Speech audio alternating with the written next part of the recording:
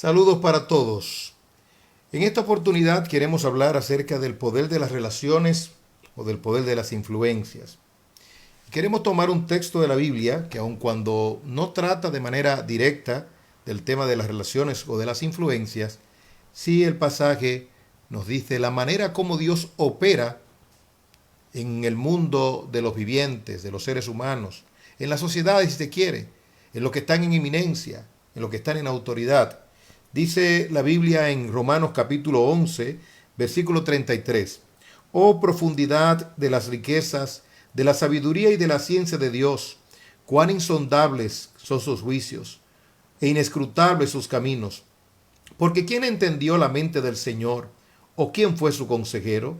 ¿O quién le dio a él primero para que le fuese recompensado? Porque de él, y por él, y para él son todas las cosas. A él sea la gloria por los siglos. Amén. Creo que esta parte final es clave a la luz del propósito que queremos lograr con esta participación nuestra. Que la gloria sea siempre para Dios. Traer paz a los amados de Dios es muy importante. A veces nos desesperamos. ¿Cómo se desesperó Isaías? ¿Sí? En los tiempos del rey Usías. ¿Por qué se desesperó Isaías? Bueno, se desesperó porque había puesto toda su esperanza en un hombre, en el rey. El rey había sido exitoso y había logrado grandes reformas con relación al reino de Dios, a la obra de Dios. Isaías pensó que muerto el rey Usías, entonces el proyecto de Dios se iba a derrumbar y él también, ¿por qué no?, en su misión profética iba a ser perjudicado. Sin embargo, tuvo una visión. Vi yo al Señor sentado en su trono santo, alto y sublime. Ese es el punto. Dios sentado en su trono, como dice el texto, porque de Él y por Él y para Él son todas las cosas. A Él sea la gloria por los siglos. Amén. Pablo llegó a decir en un momento determinado, para que nadie se jacte ante su presencia. Sé que a todos nos gusta, pues, tener parte de esta gloria, ¿no? Por ejemplo, cuando evangelizamos y decimos, gané un alma para Cristo. O el evangelista dice, pues gané 50 personas para Cristo. Ayer predicamos y se convirtieron 100. Hicimos una campaña y vinieron 500 al altar. Y la gloria es para Cristo. Tenemos este cliché, pero finalmente estamos diciendo, yo fui el ungido de Dios. Dios me usó. La postura reformada de los hombres de Dios de la antigüedad, de Calvino y de los que siguieron el pensamiento bíblico calvinista, por ejemplo, entendían que la salvación era de Dios. Y creo que todo cristiano entiende que la salvación es de Dios. Pero en el aspecto del proceso, del manejo, de cómo Dios se mueve, entendían estos santos varones y Calvino de manera muy especial, y Pablo, y San Agustín, bueno, la Biblia, que Dios es quien produce tanto el querer como el hacer en su buena voluntad.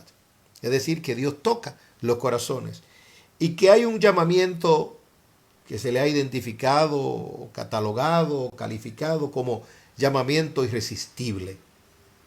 Es decir, que cuando Dios llama con llamamiento eficaz, no hay manera de resistirse a ese llamamiento. Para que toda la gloria sea para Él, Dios puede usarnos a nosotros como vehículos. Por ejemplo, Pablo allá en Filipo fue y predicó a aquellas mujeres que estaban a la orilla del río. Y allí estaba Lidia. Sí, el Espíritu Santo tocó el corazón de Lidia, abrió su corazón y recibió la palabra de Pablo. Es decir, que es una obra concomitante, pero finalmente toda la gloria es para el Señor. El caso de Jonás, por igual, por igual. Jonás se resistió, pero Dios tenía un plan y lo iba a desarrollar de una manera u otra. En el contexto de nuestro pasaje,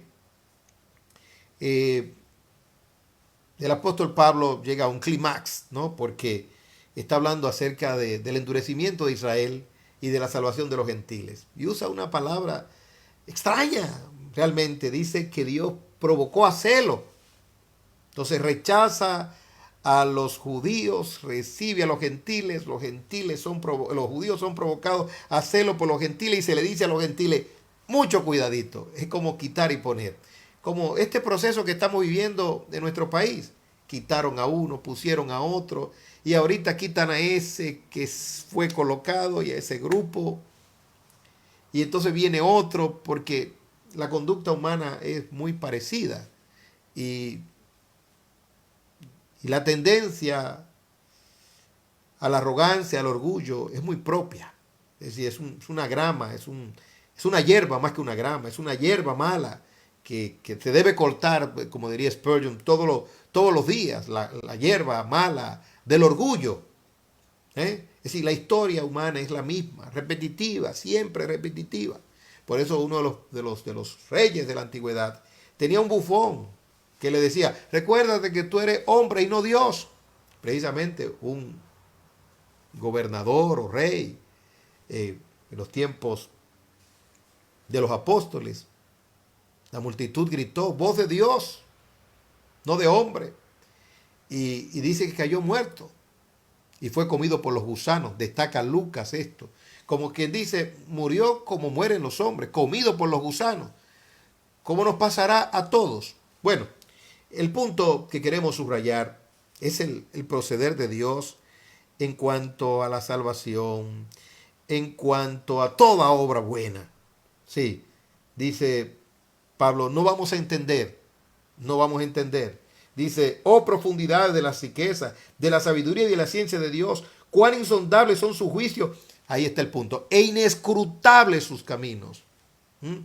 Dios, siempre hemos dicho, es un gran químico que sabe equilibrar todo y regular hasta la perversidad de los hombres. Un estadista se parece a Dios cuando aprende esto, ¿no? No es soberano el estadista, pero puede aprender de Dios, de cómo Dios por las escrituras se revela y cómo compensa, ¿verdad? Cómo hace que esta humanidad sea relativamente vivible. Bueno, permítanme mostrar algunos ejemplos y estos ejemplos van a indicar o a esclarecer el sentido de nuestra exposición, que más que una exposición es un conversatorio. Lucas 8.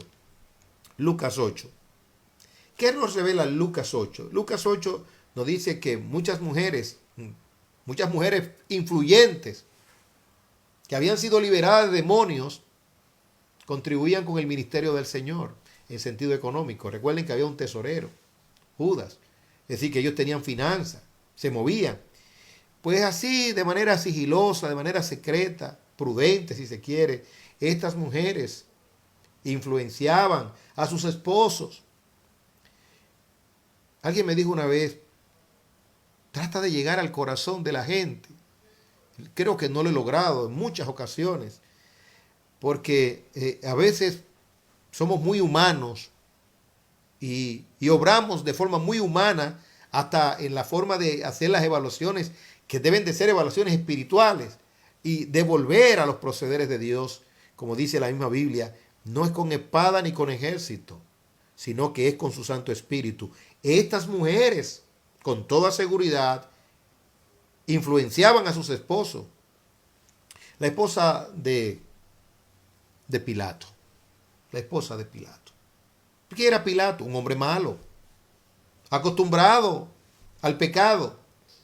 Y su esposa, un día antes, la noche, no pudo dormir. Era perturbada. Y en la mañana le dijo a su esposo Potifar, no tengas que ver, nada que ver con este hombre que es justo. Trató de liberarlo, sí. Se lavó las manos como en inocencia, porque ya Dios le ha hablado a través de su esposa. Es decir, la influencia de una esposa sobre un esposo. La esposa del rey Agripa, Berenice, en el libro de los Hechos. Usted ha leído esa historia y ese relato fascinante, ¿verdad? En el capítulo 26, pero que comienza desde el capítulo 25. Entonces Festo no se contuvo y consultó con Agripa, pero que Agripa andaba con Berenice. Entonces Agripa era influenciado por Berenice y Pablo lo sabía. Y en su discurso, un discurso largo, Festo se incomodó, dice el versículo 24 del capítulo 26. Diciendo él estas cosas en su defensa, Festo a gran voz dijo: estás loco, Pablo, las muchas letras te vuelven loco. No se contuvo. Pero Agripa, el rey Agripa, no reaccionó así. Dice la Biblia: entonces Agripa dijo a Pablo, versículo 28 del capítulo 26 de Hechos: por poco me persuades a ser cristiano. Estuvo un poquito, a un chin nada más, como decimos en República Dominicana, de convertirse por poco. ¿Y qué le respondió el apóstol Pablo? Quiera Dios que por poco o por mucho, no solamente tú, sino también todos los que hoy me oyen, fueseis hechos tales como yo soy, excepto estas cadenas. Se entiende que la influencia de Berenice, y lógicamente ese corazón estaba preparado, porque él conocía de la vida de los judíos y conocía también, ¿por qué no?, de la esperanza de Israel, es decir, de la venida del Mesías. La influencia, las relaciones, lo que no pueden hacer los códigos, lo que no pueden hacer las leyes, lo que no pueden hacer las marchas, lo que no pueden hacer a veces hasta las prédicas incendiarias, como a veces las tenemos, ¿verdad? Que nos llenamos de celo y de ira santa por la gloria del Señor, y a veces usamos un lenguaje tan contundente, tan filoso, porque entendemos que tenemos que cumplir con nuestro rol como pastores, como profetas. Y está bien. Pero Dios dice: yo tengo otro plan. Yo tengo otro plan. Naamán, el sirio. Usted conoce la historia. Dice que era un hombre tremendo, general, valioso y todo lo que usted quiera. Una coma, pero leproso. Y había intentado todos los remedios y no había curado su lepra. Pero ¿sabe qué? Tenía una doméstica, tenía una trabajadora que era judía. Porque usted sabe lo que dice la Biblia, que en la casa del rey hay telas de araña. Dice el libro de Proverbios. Es decir, que un presidente necesita de una persona que le sirva la comida. La esposa del presidente necesita una persona que le ayude. Y a veces Dios sabe, de manera muy estratégica, enviarle a la casa del rey, a la casa del gobernante, a alguien que traiga relaciones positivas, influencias positivas. ¿Ve? Lo que no puede hacer un pastor. Entrar a la casa de un presidente, entra una doméstica, entra una conserje, es lo que quiero decir, ¿no? Una persona del servicio. El poder de las relaciones. Esta mujer, esta muchacha, quién sabe, le dio la medicina a Naamán el sirio y se logró o se cumplió el propósito de Dios. Oh, perdónanos, Dios, las tantas veces que hemos proyectado y programado la manera como tú vas a actuar y tú dices que no es así. ¿Saben cómo llegó el evangelio a la casa del César? A la casa del César, pastor Bayonet. Pero imposible. A la casa del César. Sí. No fue porque a Pablo le pagaron un viaje misionero, un ticket, para que se fuera a Roma. No. Hubo una trifurca, un problema. Y entonces iban a matar a Pablo, pero él apeló al César. ¿Cómo al César? Y miren lo que ocurrió para que Pablo no llegara a Roma, los eventos terribles. Naufragio por doquier, naves rotas. Pero llegó a Roma. Y cuando llegó a Roma, el evangelio llegó a la casa del César. ¿Quién llevó a Pablo allí? ¿Quién sabe si un centurión? ¿Quién sabe si la esposa del centurión, como presenta de manera especulativa una película, la última película de Pablo, ¿verdad? Sí, todo eso es posible. Y entonces el evangelio llegó a la casa del César. Es decir, que no fue un viaje misionero programado. No. Sino el Espíritu Santo proyectó todo y Pablo se fue como prisionero. Un misionero prisionero que llevó el evangelio a la casa del César. ¿Sabe usted cómo se fundó una de las iglesias más influyentes, más poderosa en los tiempos apostólicos, es decir, la iglesia en Antioquía, por la persecución a causa de Esteban, que llegaron algunos allí y luego enviaron a Bernabé y se gozó y Bernabé dijo, no puedo estar solo, y buscó diligentemente a Pablo y los dos iniciaron una gran obra hasta que el Espíritu Santo dijo, ya está bueno, vamos a realizar otra gran obra. Escogió el Espíritu Santo a los dos hombres más importantes. ¿Ha variado Dios en su proceder? No, no nos cerremos. Dejemos que Dios opere. Si algo nos está enseñando este proceso que hemos vivido recientemente, es esto. A tener cuidado con relación al orden establecido por Dios. Claro que hablamos lo que vemos, no lo que no vemos. Pero aún así tenemos que dejar una reserva. No podemos hablar lo que no sabemos. Hablamos lo que sabemos. Juzgamos de acuerdo a lo que oímos, a lo que vemos, a lo que observamos. Y el juicio es correcto, el juicio es verdadero. Pero Dios sabe operar de una manera más inteligente. Dice la Biblia que Dios aprende, agarra, atrapa a los sabios en su astucia. Hasta al impío lo usa Dios. Dice, los benditos de Dios. Y añade algo que llama la atención. Y los malditos de Dios. Todo es de Dios. Entonces, iglesia de Jesucristo, tengamos paz. Dios está en su trono. Oremos para que nuestras autoridades tengan cada vez mayor influencia cristiana en sus vidas. He dicho, el conflicto más grande que pudiera haber en los próximos meses no será un conflicto entre rivales de diferentes escuelas, sino un conflicto interno entre un esposo y una esposa, entre una persona que está en eminencia en un poder y otra persona que está en eminencia en otro poder. Serán conflictos de relaciones humanas, las presiones, los que ayudaron, los que asistieron, los que influyen, el que atendió, el que tiene una deuda moral con relación a otra persona, pero esa deuda quiere que se la paguen honrando a Dios, temiendo a Dios. ¿Qué puedo hacer por ti? No, yo lo que quiero es que tú vayas a la iglesia a escuchar la palabra. Es una deuda moral. Dice, bueno, te voy a complacer. No me ha pedido carro, no me ha pedido puesto, ni me ha pedido casa. Me has pedido solamente que escuche la palabra. Pues lo haré. ¿Ve? Ya cumplí. Pero quedó sellado o sellada con la verdad de Dios. Le dejo nuevamente con la cita bíblica de la carta de Pablo a los romanos, para que usted adore al Señor conmigo en esta oportunidad.